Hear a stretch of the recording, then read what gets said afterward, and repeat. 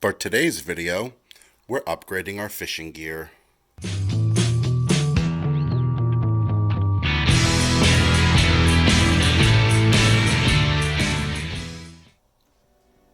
Alright, so for today's video, it's time to try our hand at a baitcaster.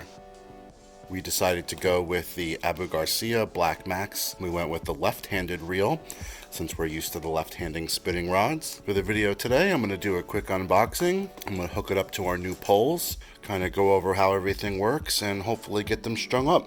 As you can see, the packaging was a little bit of a bear to get open, so I just went ahead and did that off camera. Inside the package, we have the Baitcaster and instruction manual. It looks like it's more of an assembly manual. Goes over all the parts and how it's assembled. This is good if you're trying to tear it down to re-oil it or just clean it. So now we have the Baitcaster. In my hand, it feels very nice. It's nice and light. It doesn't feel cheaply made.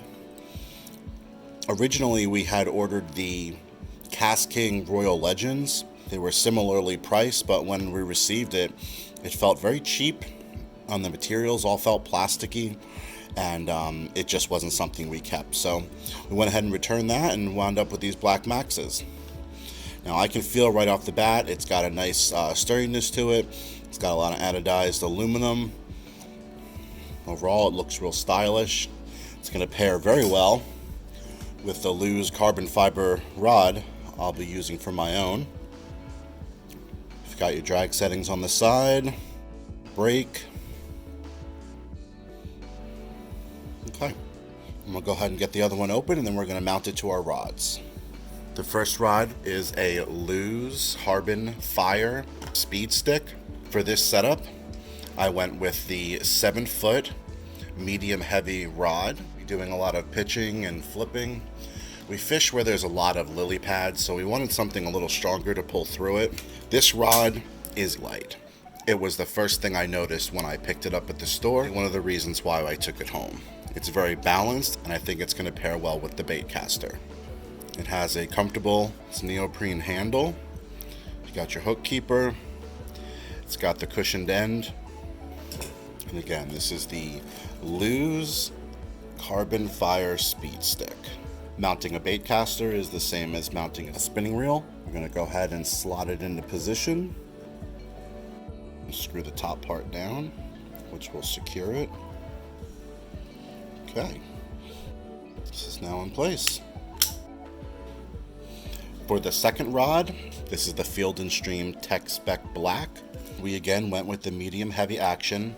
It's a little shorter at 6'10", cork handling instead of the rubber. It's got the same style hook keeper. Now, something interesting that I had read about this rod is that they purposefully leave the rod exposed under the reel. So when you're holding your rod, you know, your finger sits on the back here, it's supposed to give it a little extra sensitivity so you can feel those weak bites. Decided to go with the 30-pound test spider wire Stealth-Braid. I've always been a fan of braid, and I thought that the 30 pounds should give us enough ripping power to get through those lily pads, but not too heavy. Alright, with the braid unboxed, I actually went ahead and took the reel off the rod to make spooling it up a little easier. To start, we're going to thread the line through the line guide on the top. I like to start the line guide to one side. That way when we start spooling it up, it'll be an even spool. Now we're going to thread it in through the top and work it into one of the ported holes on the spool itself. With the line through two of the holes, I'm going to do a simple overhand knot.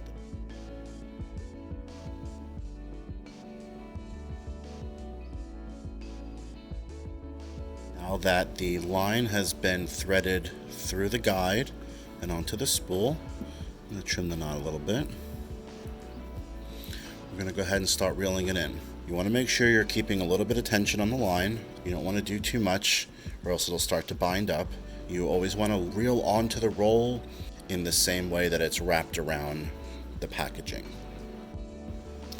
So now we're going to go ahead and start reeling it in.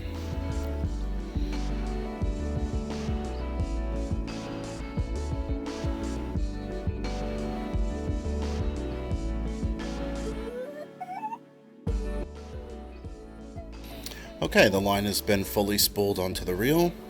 So I'm going to go ahead and mount this back onto the pole. Okay, with the line spooled up, I'm going to put this one down and I'm going to spool up the next one. Alright, now that this rod has been strung up with the lure on, let's go out back and test them out. I took a few minutes to tune the Baitcaster to the weight that I'm using. First impressions are very positive. It's a very smooth retrieve. The brakes work well. Go ahead and throw a couple casts into the pool so you guys can see. Right now I have the brake set kind of high, so I'm not getting any backlashes.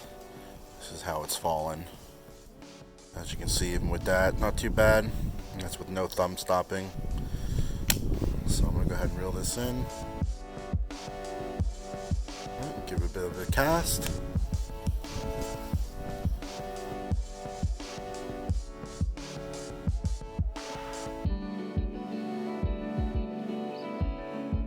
It's looking alright. Let's try it again.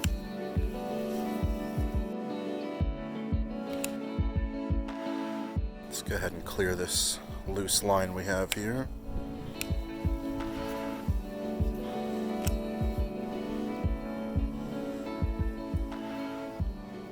So I have it at the end there to kind of show the speed of the spool. This is at the other end of the pool. It's just moderate retrieve.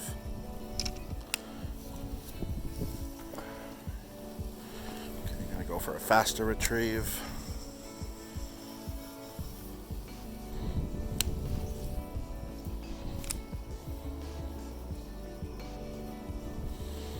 So backlash isn't too bad. You could probably tighten up my brakes some. Let's try and loosen it up and see what happens. That's slow. A little bit faster. Oh yeah, a little bit more backlash on that one. Gotta get my thumb on it quicker.